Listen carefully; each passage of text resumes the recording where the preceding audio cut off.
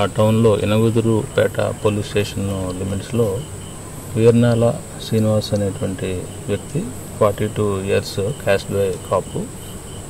ఇతను అలాగే వీళ్ళ ఫ్రెండ్ వెళ్తూ ఉండగా అలాగే వీళ్ళు ఫ్రెండ్స్ ఉన్నారు. సో వీళ్ళు కలిసి బిర్యానీ తెచ్చుకొని వాళ్ళు డ్రింక్ చేస్తూ ఉంటుండగా వాళ్ళ మధ్యలో పాత గొడవల నేపథ్యంలో గొడవ జరిగినట్లుగా మనకు ప్రాథమిక సమాచారం తెలుస్తోంది.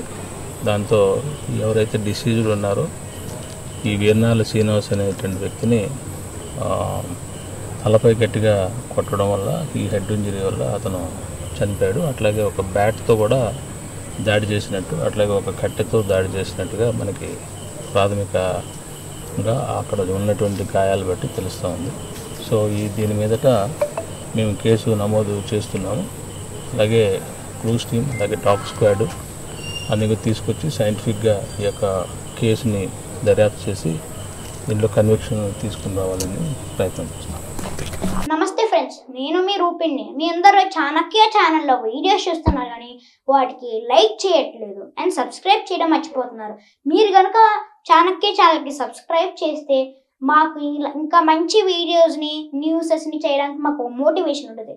Thank you and don't forget to subscribe Chanakya channel.